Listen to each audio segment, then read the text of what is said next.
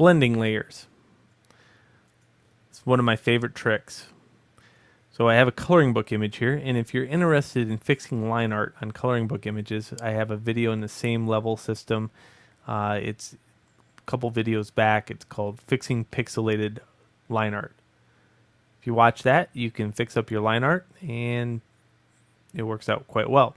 Here, I'm going to illustrate blending layers, however. Right now, I want to paint the zombie. So this is what happens when you paint the zombie. He turns green, right? And if I have this on normal, this is what it usually looks like. I'm painting over the zombie. Now this would take me a long time to try to paint into the lines, and I would probably fail. So what I'm going to do is make a new layer. If this has a lock on it, just double click on it and hit OK, and move it up to the top. Set it to multiply and lock it. This way you can't mess around with it. All these other layers are going to be underneath it, and they're all going to have different color attributes. So here I'm just going to have green, normal brush, 100% opacity, hard edge. And I'm just going to flat out the color. I'm not going to be picky about this stage. I'm just going to go in here and start filling in this color. I can always paint over the top of it or cut it back later.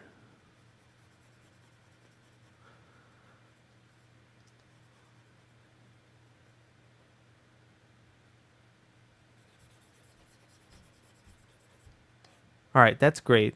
But what I want to do now is trying to lighten up certain areas so it looks like it has depth. Whenever I'm talking about lighting, I'm going in here to this one or this one. This is to darken the image. This one's to lighten the image. This one's to lighten the image based upon color. And then I have my oddball scenarios that I don't use too often. Let's say I use linear dodge add. Let me show you what that does. Notice it goes right to white. Well, I know if I lighten something up, I don't want to go right to white right away. I want to go to color. So check this out. If I use the same effect, but this time hard light, and I'll choose a soft brush, you can see I'm adding a little bit of lightness to it. Now there's another effect in here called dodge. It is totally destructive on the image, and it doesn't yield very good results. With this, I have total control over it, and I can even add bits of color. Let's say I wanted to add a little bit of a blue to this. So I'll hue shift it up, and you can see now I can add a little bit of blue.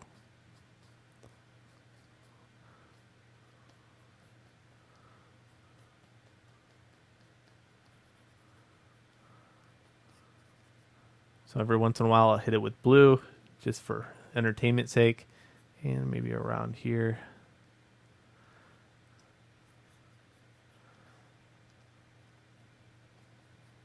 This is just fun. Okay, so now let's talk about darkening it. Let's go to multiply. Now I can multiply corresponding to a color, so I can use this color if I wanted to. I can correlate it next to a gray or a black. I can turn it down using flow. I like using flow because opacity really does leave a little bit of a drag behind, and it stacks. So in other words, if I did opacity and not flow, you'll see the difference here.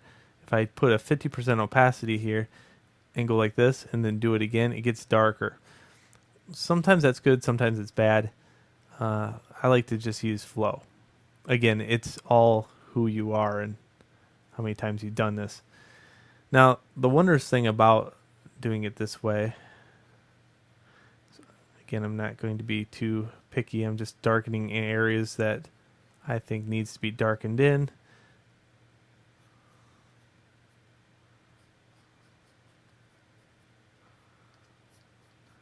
Now I just want a kind of a graphic design type of look to this.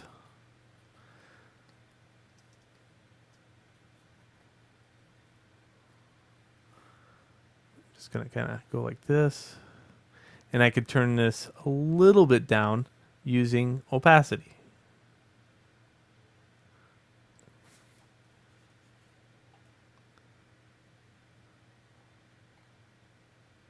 The last thing I want to show you is adding texture.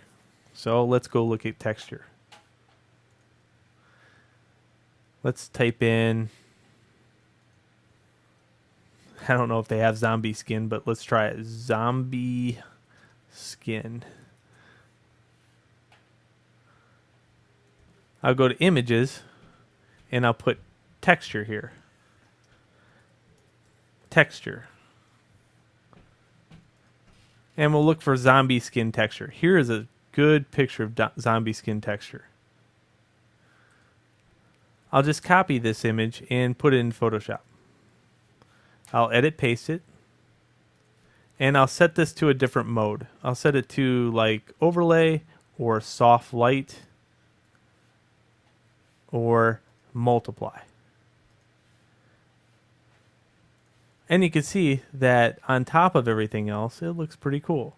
And I don't have to worry about how big it is or how small it is. I'll leave it pixelated and go ahead and hit a move and apply it. Now, my mission will be to go in here and erase out anything that I'm not using. So you can see just in this area alone, just adding texture and then some shading and everything else, it looks not too bad. Now, the point here is not to get a perfect image. The point is to teach you blending and how to do it. Normally, this would take me a little while just to get all the type of textures and the right colors and everything into place. But it is fun. There's no doubt about it. And this is one of the introduction lessons that I do with students. I'll give them a coloring book image and have them go to town in Photoshop. So, enjoy the video. This is blending options, blending layers. Enjoy.